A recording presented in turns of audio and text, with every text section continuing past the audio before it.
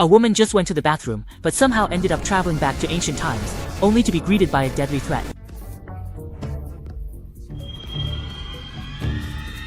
This woman's name is Yan Zhiyong. A few hours ago, he participated in the Golden Pot competition, which is France's top culinary contest. The champion not only wins a prize of 100,000 euros, but also gets the chance to become the head chef at a Michelin restaurant. Zhiyong was full of confidence at first, but during the finals, his stove suddenly malfunctioned, and the staff rushed over to check it out.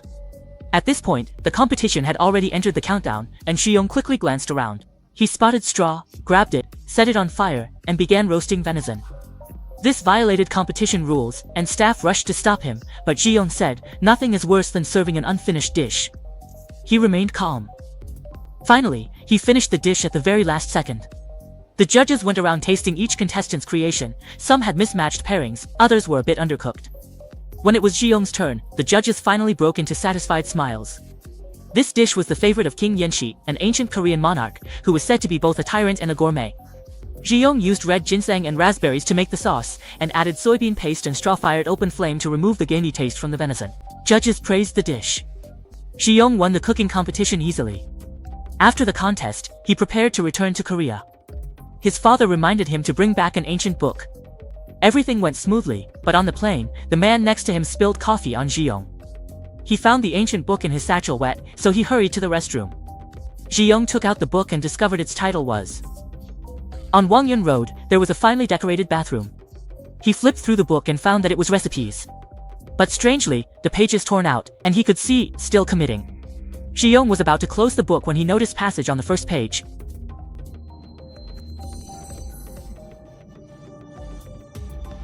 After Zhiyong finished reading, the book cover began to glow. At the same time, a solar eclipse occurred outside. The bathroom lights flickered, and Zhiyong felt a violent tremor. He pounded on the door and shouted, but no one outside could hear him. The next second, Zhiyong felt a powerful suction pulling.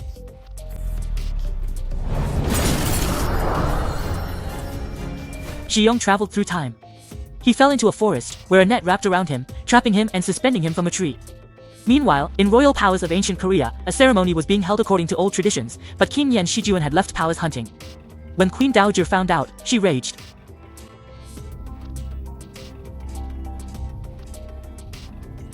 Ancient people believed the solar eclipse meant heaven held the king accountable. King Yan Shijuan's actions greatly dissatisfied officials, yet he remained indifferent, enjoying himself outside the palace and refusing to return. How about this? The guards tried to persuade Yan Shijuan to attend. Missing such an event in official records was believed to anger the heavens, and the ghostly maiden would appear. As the guard finished speaking, the sky darkened, a solar eclipse was happening. Yan Shijuan said he didn't believe in supernatural tales.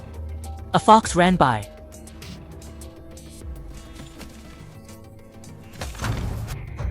The scene shifts. Zhiyong wakes to find himself trapped in a net. When he takes out his phone, there's no signal. He was on a plane, so how did he end up here? Zhiyong looks around. An arrow flies toward him. Zhiyong looks down and sees a fox, then a second arrow. The arrow hits the rope holding the net, and Zhiyong falls. He struggles to get out of the net. Zhiyong runs, Yan Shijuan close behind. Ahead is a cliff, so Zhiyong pulls out his stun baton. Yan Shijuan, seeing Zhiyong's strange outfit, thinks he's the legendary ghost woman. Zhiyong, noticing Yan Shijuan's ancient clothes, suspects cosplay. Zhiyong demands to know why Yan Shijuan shot arrows. Yan Shijuan draws another. Zhiyong explains that he's just an ordinary person, a Michelin 3-star chef. Yan Shijuan doesn't understand what a chef is, and is convinced that Zhiyong is the ghost woman. Zhiyong can't take it and shouts Yan Shijuan to get off horse. Just then, Yan Shijuan runs out of arrows, he draws saber and dismounts. Zhiyong pulls out stun baton.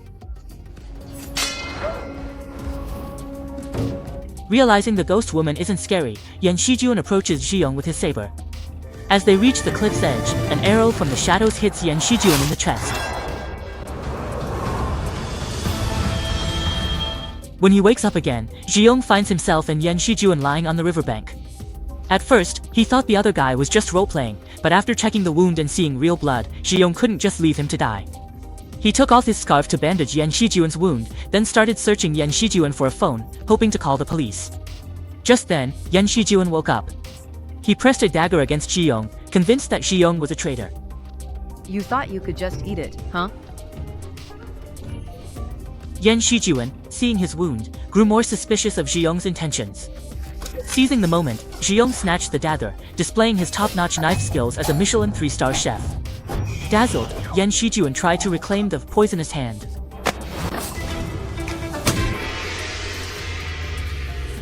While Yan Shijuan was unconscious, Ji-young tied him up. When Yan Shijuan woke up, he had no choice but to follow Ji-young. Along the way, Yan Shijuan speaking to Ji-young in a commanding tone, calling himself King Ji-young, this guy was delusional. Seeing that Ji-young didn't believe him, Yan Shijuan proved his identity the dragon pattern on his clothes. A look, Ji-young laughed, this dragon robe only costs 10,000 won. You can rent it for 3 hours. The two of them bickered all the way until they arrived in front of a house. Yan Shijuan kicked the door open and walked right in. He told Ji-young that this was the bidding site and that no one lived here. Suddenly, Ji-young remembered reading about Yan Shijuan in his history books. In order to expand his hunting grounds, Yan Shijuan demolished people's homes and drove out the residents. Not only that, he even sent corrupt officials as envoys to search the country for beautiful women to fill his harem. Ji-young sighed, saying Yan Shijuan was the worst tyrant in Korean history. Yan Shijuan didn't realize Ji-young spoke of him, but those things sounded like his actions, so he tried to explain. He said executing disloyal ministers and upholding royal dignity was the right way to support the nation. People on original hunting grounds were simply relocated. Regarding the harem, his true intention was to continue the royal bloodline and the country's fate, which he considered noble. From you to your people. Ji-young tied Yan Shijuan to a pillar, looked up and saw women's clothes in the yard. He brought them inside and changed out of his wet clothes. After changing, Ji-young felt refreshed. There was a noise from inside the room. Ji-young entered the room.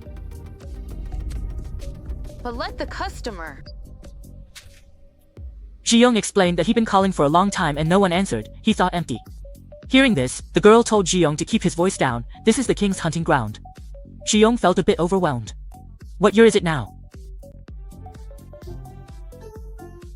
Actually, they were using the heavenly stems and earthly branches to keep track of the years. Ji-young realized he might have really traveled through time. He asked the girl again, where is this place? The girl looked at Ji-young in surprise.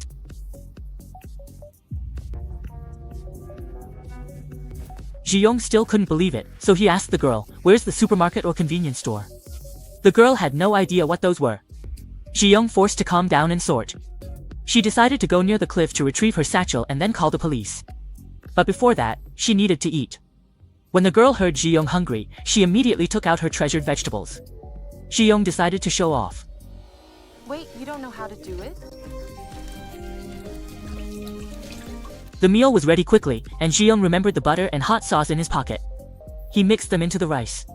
Even though Ji-young found Yan Shijuan annoying, he warmly invited her to eat. But Yan Shijuan suspected the food was poisoned. Ji-young had no choice but to take a bite first, then fed some to Yan Shijuan. But after one bite, she spat it out. It was too spicy. Yan Shijuan had never eaten chili, thinking Ji-young was poisoning her. Changjin, nearby, tried a bite. It was spicy, but the aftertaste was amazing. He and Ji-young ate heartily. Watching them, Yan Shijuan drooled. Ji-young, feeling sorry, fed her another bite. Oh. That bite of food made Yan Shijuan think of her mother, and she burst into tears. Ji-young thought she was crying because of the spiciness. After the meal, Ji-young took out a quilt and covered Yan Shijuan with it, then went with Changjin to the edge of the cliff to look for his satchel. But as soon as Ji-young and Changjin left, the guards arrived.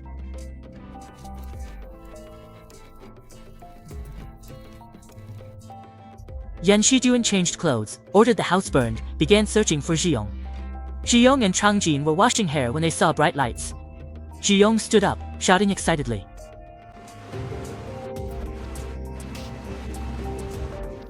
Seeing this, Changjin quickly covered Ji-young's mouth. The people on the shore were Saihong's men. It was too late, they had spotted them. The two were taken away and locked up. Ji-young shouted this was kidnapping. Oh no.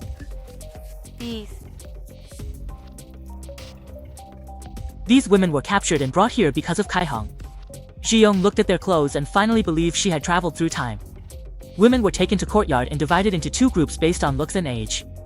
Fortunately, Ji-young and Changjin were not chosen. Unfortunately, they couldn't leave and had to do chores in the kitchen. The scene shifts to Yan Shijuan, who leads people to the area near the cliff. They found Ji-young's hair tie. Yan Shijian ordered them to head to the Jingji camp immediately. At this moment, Zhiyong encountered a new crisis.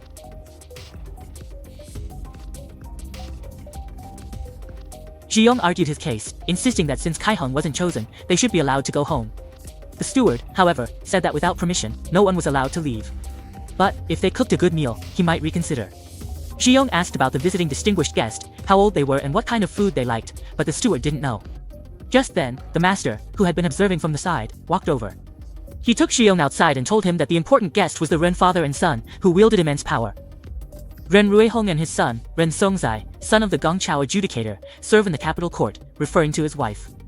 Uncle Hui is the current king's half-sister. The Ren father and son used Kaiheng as a pretext to destroy countless families. They are extremely picky about banquet food, even with the finest delicacies, they find fault, all to extort huge bribes. If you can't pay, you'll face cruel punishment. Zhiyong promised he would satisfy the Ren father and son with his dishes, on condition he could leave afterward. The master nodded, agreeing Zhiyong could go once the meal finished. Everyone said they would follow Zhiyong's instructions, and began bringing out ingredients. Zhiyong looked around and saw they were all ordinary. Considering the Ren father and son status, he figured these wouldn't impress them. He searched the kitchen and found a fresh piece of beef in the corner. Zhiyong decided to make a French-style steak, but when he cut it, he realized the beef was too tough. So, Zhiyong decided to use the sous vide method to tenderize the meat.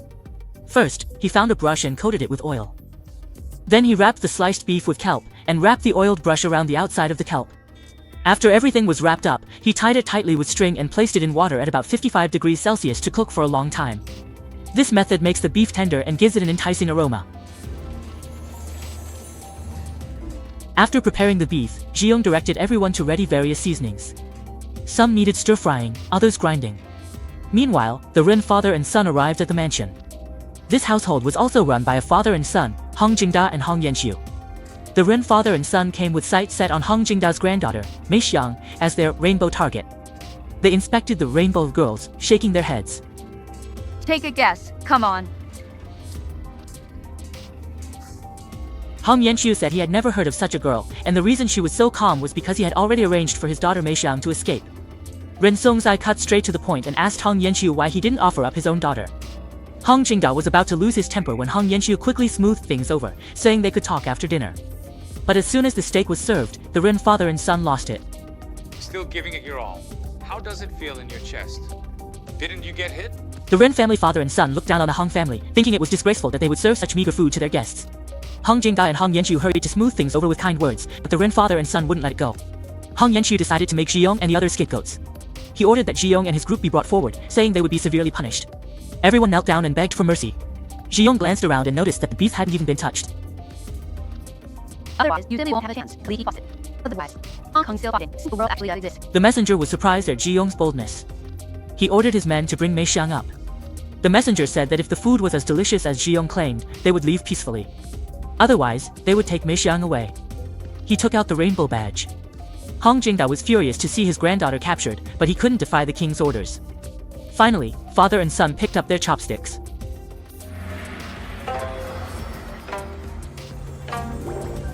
The father and son had never tasted such delicious food, but they kept their mission in mind and put down their chopsticks, insisting this was an ordinary plate of sliced pork. Hong Jingda didn't believe it and picked up his chopsticks to try.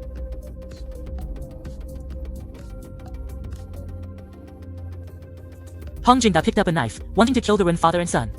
Hong Yanxiu immediately stepped forward to stop his father. After all, the lives of dozens of people in the entire household were at stake, and this was a risk they couldn't take. In the end, Zhiyong became the scapegoat. He was pushed down onto the chopping board, ready for execution. Just then, Lord Yanxi arrived. Zhiyong never expected the king. He feared Yanxi would hold a grudge and cause trouble, yet hoped Yanxi would uphold justice. Fortunately, Lord Yanxi was fair-minded and knew quality. After tasting the steak, he declared it the world's most delicious food. At this moment, he finally believed Zhiyong was a chef, and Zhiyong breathed a sigh of relief. Lord Yanxi then asked his age, name, family, and where do you live? When he heard Zhiyong was 27 and still single, Lord Yanxi showed disbelief. Zhiyong told Lord Yanxi he was from 500 years in the future. After hearing, Lord Yanxi thought he was out of his mind. Zhiyong didn't care if he believed it, he just hoped to be released. But he was disappointed. Yes, I'll give it to you. Not only that, Lord Yanxi also wanted to take Mei Xiang away. Hearing this, Ji Yong suddenly remembered that history books said this incident was the fuse for the disaster caused by false identity. This disaster refers to Lord Yanqi seeking revenge by killing officials involved in his mother's death. Furthermore, after Hung Jingda left, he angrily denounced the king as incompetent, and Lord Yanqi, furious, drew his sword.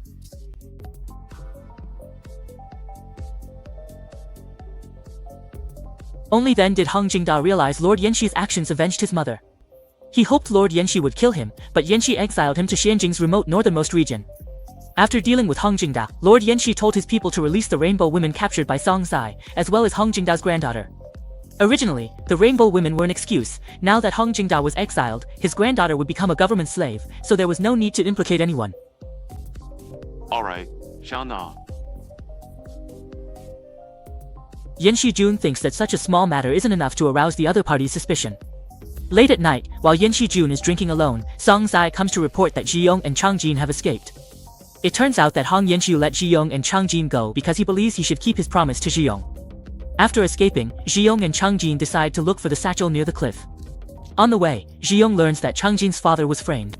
His fate is uncertain, his mother passed away, and he is alone. Ji Yong tells Chang Jin he is from the future. To his surprise, Chang Jin believes him.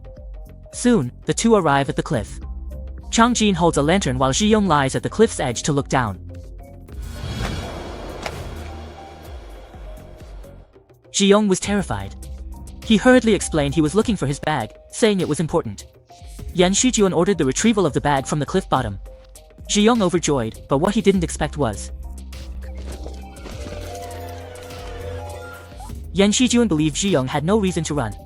The scene shifts, and Yan Shijun's concubine, Ma Zhu, is in romantic conversation, but her mind is still on the man she was entangled with.